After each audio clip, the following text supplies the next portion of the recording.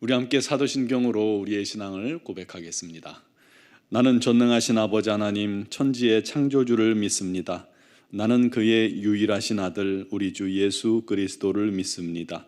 그는 성령으로 잉태되어 동정녀 마리아에게서 나시고 본디오 빌라도에게 고난을 받아 십자가에 못 박혀 죽으시고 장사된 지 사흘 만에 죽은 자 가운데서 다시 살아나셨으며 하늘에 오르시어 전능하신 아버지 하나님 우편에 앉아 계시다가 거기로부터 살아있는 자와 죽은 자를 심판하러 오십니다.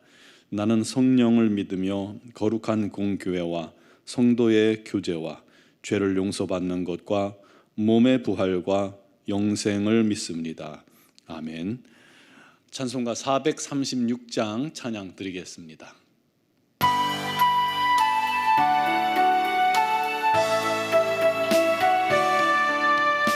나 이제 주님의 새 생명 얻은 몸 옛 것은 지나고 새 사람이로다. 그 생명 내 맘에 강같이 흐르고 그 사랑 내게서 해같이 빛난다. 영생을 누리며 주 안에 살리라. 오늘도 내일도 주 함께 살리라. 주 안에 감추인 새 생명 얻으니 이전에 줬던 것 이제는 값없다. 하늘의 은혜와 평화를 맛보니 찬송과 기도로 주 함께 살리라. 영생을 누리며 주 안에 살리라. 오늘도 내일도 주 함께 살리라. 산천도 조목도 새 것이 되었고 죄인도 원수도 친구로 변한다. 새 생명 얻은 자 영생을 누리니 주님을 모신 남 새 하늘이로다. 영생을 누리며 주 안에 살리라. 오늘도 내일도 주 함께 살리라. 주 따라가는 길 험하고 멀어도 찬송을 부르며 뒤따라가리라. 나 주를 모시고 영원히 살리라. 날마다 섬기며 주 함께 살리라. 영생을 누리며 주 안에 살리라. 오늘도 내일도 주 함께 살리라. 아멘. 오늘 말씀은 에베소서 4장 17절에서 24절 말씀입니다.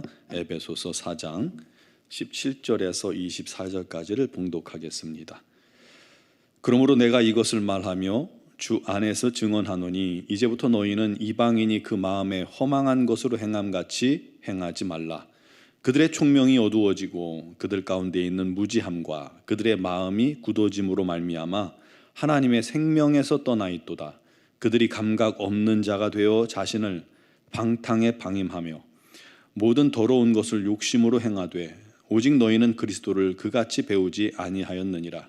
진리가 예수 안에 있는 것 같이 너희가 참으로 그에게서 듣고 또한 그 안에서 가르침을 받았을진데 너희는 유혹의 욕심을 따라 썩어져가는 구습을 따르는 옛사람을 벗어버리고 오직 너희의 심령이 새롭게 되어 하나님을 따라 의와 진리의 거룩함으로 지으심을 받은 새 사람을 입으라.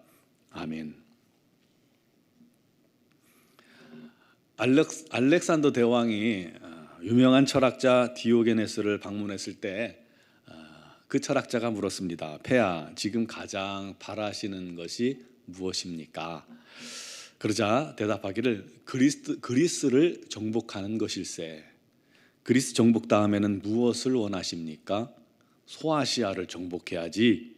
그 다음은요, 온 세상을 다 정복해야지. 그 다음은요, 그때는 좀 쉬면서 즐겨야지. 이상합니다, 대왕이시여. 왜 당장 쉬면서 즐기지는 않으십니까? 하고 물었답니다. 알렉산더가 웃으면서 내가 당신을 위해서 무엇을 해줄꼬, 당신이 원하는 건 무엇이든지 들어줄 수 있다네. 그랬더니 이 디오게네스가 대왕에게 말했습니다. 그러면 좀 비켜주시겠습니까? 폐하께서 지금 저에게 오는 햇빛을 가리고 있습니다. 하고 대답했다고 합니다. 그는 세상도 부도 명예도 권세도 욕심도 없었습니다. 그저 작은 햇볕에도 만족하고 감사하고 있었던 것입니다. 반면 알렉산더는 20살의 젊은 나이에 왕이 돼서 10년 만에 유럽과 아시아 대부분을 정복했죠. 그는 더 이상 정복할 땅이 없자 탄식하며 말했다고 합니다. 더 이상 정복할 나라가 없으니 이제 심심해서 어찌할꼬. 알렉산더는 그처럼 거대한 야망을 가지고 그 야망을 달성하기에 온 힘을 기울였지만 결국 그는 33살의 젊은 나이에 죽고 맙니다. 사람의 인생이 참 허망하지 않습니까? 장례식장 갈 때마다 느끼지만 사람의 인생은 이 죽음이란 필연 앞에서 참 허망합니다. 알렉산더도 그러잖아요. 온 세계를 정복하면 뭐합니까? 그의 죽음 앞에서 그는 허망할 뿐입니다. 그런데요, 허망하지 않을 인생이 있습니다. 영생을 준비한 사람들, 영원한 천국을 예비한 성도들, 예수 안에 사는 인생들은 결코 허망하지 않습니다. 행복한 인생이요, 또 영원한 생명을 준비하고 영원한 삶을 예비했기 때문입니다. 바울이 에베소 성도들에게 권면합니다. 너희는 유혹의 욕심을 따라 썩어져가는 구습을 따르는 옛사람을 벗어버리고 심령이 새롭게 되어 하나님을 따라 의와 진리의 거룩함으로 지으심을 받은 새 사람을 입으라. 옛사람을 벗어버리고 새 사람을 입으라는 거예요. 옛사람은 하나님을 알지도 못하고 믿지도 않는 죄인을 말하죠. 철로 역정해 보면 멸망의 도시를 우리 한국의 번역자가 번역할 때 장망성이라고 불렀습니다. 장차 망할 성. 그렇듯이 옛사람은 이 장망성에 살며 멸망을 향해 가는 인생일 뿐입니다. 이 옛사람의 특징이 17절부터 나오죠. 첫 번째로 그들은 마음에 허망한 것으로 행하는 자들입니다. 허망하다는 것, 헛되고 허무한 인생입니다. 즉 무익하고 공허한 인생을 살다 끝납니다. 아무리 열심히 살아도 이 알렉산더처럼 세상을 정복하며 위대한 대왕이라 칭호를 들었어도요, 그 인생 끝은 허망합니다. 허무해요. 여러분, 하나님 없는 인생은 그 인생이 아무리 귀한 것들로 채워졌다 할지라도 허망합니다. 죽음과 함께 모든 것이 허망합니다. 허망한 게 죽어 멸망길로 가는 인생일 뿐입니다. 둘째로 옛사람의 특징은 총명이 어두워지고 무지하다고 말씀합니다. 지혜와 총명은 하나님을 아는 데 필수죠. 그런데 그 총명이 어두워졌으니까 하나님을 알 수도 없습니다. 메시아를 만났어도, 예수를 만났어도 그분이 메시아인지 예수님인지 몰라보았잖아요. 이스라엘 사람들은. 바리새인들은 성경을 다 암송하던 사람들이지만 그들이 그렇게 기다리던 예수님을 알아보지 못하고 오히려 자기들 손으로 메시아를 죽였습니다. 총명이 어두워지고 무지한 인생일 뿐입니다. 세 번째로 옛사람의 특징은 마음이 굳어져서 하나님의 생명에서 떠나 있다고 말합니다. 군대에 가면 테니스 병이 있었습니다. 그들은 테니스장을 관리해요. 그리고는 장교들한테 그 테니스를 가르치는 역할을 하는데 매일 하는 일이 뭐냐면 소금을 이렇게 뿌리더라고요. 뿌리고 롤러로 땅을 계속 밀어요. 단단하게 땅을 굳어지게 만듭니다. 웬만한 비가 와도 시멘트처럼 딱딱해서 끄떡이 없습니다. 그것처럼 사단이 죄인들의 마음에 죄와 허물을 계속해서 뿌려대는 겁니다. 뿌려대요. 그러면 그 심령이 단단히 굳어집니다. 처음에는 양심의 가책도 받지만 자꾸 죄를 반복할수록 가책도 없어요. 그냥 죄를 즐깁니다. 그러다가 하나님의 은혜와 진리를 도저히 받아들이지 못하는 딱딱한 굳은 마음이 된 겁니다. 결국 하나님의 생명에서 영원히 떠나게 되는 것이죠. 네 번째로 옛사람은 감각 없는 자 되어서 자신을 방탕에 방임하고 모든 더러운 것을 욕심으로 행합니다. 더러운 것을 알아요.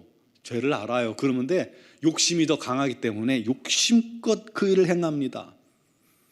죄를 지으면 처음에는 이 죄책감 때문에 힘들겠죠. 하지만 자꾸 반복하다 보면 이 죄책감이 사라지는 거예요. 죄를 즐깁니다.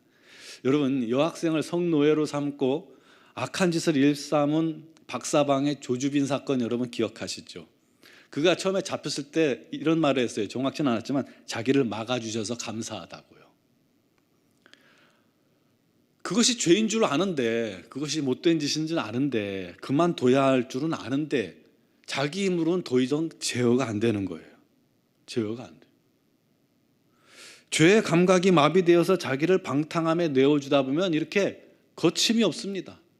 죄를 제어할 힘이 없어져 버려요. 죄가 그를 함몰시켜버리는 겁니다. 또 바울이 말합니다. 너희는 유혹의 욕심을 따라 썩어져가는 구습을 따른 옛사람을 벗어버리고 오직 심령이 새롭게 되어 하나님을 따라 의와 진리의 거룩함으로 지으심을 받은 새 사람을 입으라. 먼저 옛사람을 벗어버려야 합니다. 그를 위해 심령이 새롭게 되어야 한다고 말씀하죠. 예수의 피로 씻음받고 성령으로 충만할 때 우리의 심령이 새로워집니다. 우리가 진정한 새 사람이 됩니다. 그때 우리는 죄를 미워하고 악한 것을 멀리합니다. 이게 새로운 지음받은 새 사람의 특징이에요. 죄를 미워해요. 죄를 싫어해요. 악한 것을 자연스럽게 멀리해요. 세상 친구들이 자꾸 가는 길을 나는 그게 달갑지가 않아요. 가고 싶지가 않아요. 그 길로 가고 싶지 않아요. 춤추러 가고 싶지도 않아요. 노래방도 자꾸 이제는 질려요. 그리고 자꾸 진리로 나아가며 진리를 기뻐하는 사람이 되는 겁니다. 자기도 내 자신의 변화가 신기할 만큼 변화됩니다. 내가 옛날에 이런 사람이 아닌데, 옛날에는 지금 이 상황이면 내가 분노하고 화나고 상대방을 한 대 박았을지도 모르는데 이상하게 참아져요. 이상하게 죄가 싫어져요. 죄의 문화가 싫어져요. 그리고 자꾸 입술에서 찬양이 나옵니다. 하나님 앞에 나아가는 게 기쁩니다. 기도하는 것이 즐겁습니다. 예배가 감사합니다. 그런 은혜가 임할 때 우리는 진짜 리얼 크리스찬이 되는 겁니다. 여러분, 우리는 이미 예수로 말미암아 새 사람을 입은 자들입니다. 그런데요, 그렇게 새 사람을 입었는데도 불구하고 자꾸 옛사람의 습관이 어디서부턴가 튀어나오지 않습니까? 그것은 우리의 육이 강하기 때문이에요. 우리의 영이 약해졌기 때문이에요. 그러므로 매일매일 우리가 할 일이 뭐냐면 성령의 능력으로 덧입는 것입니다. 진리의 말씀을 먹어야 합니다. 그리고 기도해야 합니다. 그러면 우리의 육은 소멸되고 우리가 영의 사람이, 우리 주님을 온전히 모시는 하나님의 자녀가 되는 삶이 됩니다. 그러면 거룩해집니다. 순결한 신앙인으로 주님 앞에 날마다 서게 됩니다. 새 사람으로 날마다 새 옷을 입는 겁니다. 우리 모두 이렇게 옛사람은 벗어버리고 우리 옛사람은 십자가에 못 박고 새 사람으로 살아가는 주님의 순결한 신부되는 성도가 되시기를 주님의 이름으로 축원합니다. 기도드리겠습니다. 사랑하시는 아버지 하나님, 우리의 옛사람을 주께서 처리해 주시고 십자가로 처리해 주시고 우리에게 새 사람을 덧입혀 주시니 감사합니다. 이제 예수 안에서 온전한 새 사람으로 살아가게 부족함이 없도록 저희들을 인도하여 주옵소서. 날마다 성령의 능력으로 우리를 사로잡아 주시고 진리의 말씀이 깨달아지게 해주시고 우리 하나님 앞에 서는 것이 기쁨이 있게 해주시고 기도하는 것이 찬양하는 것이 세상에서 가장 즐겁고 기쁜 일이 되게 하시고 우리의 목적은 오직 우리 하나님께 영광이요 그리스도의 장성한 분량에 이르기까지 자라가는 일에 우리의 모든 관심과 초점이 맞춰지게 하시고 그를 통해서 허망한 인생이 아니라 복된 인생이 되게 하여 주시옵소서. 우리 노원중앙교회가 함께 모든 성도들이 힘을 합해 온 교회가 주님께 나아가며 주님께서 기뻐하시는 그런 공동체로 날마다 세워지고 자라나가게 하여 주옵소서.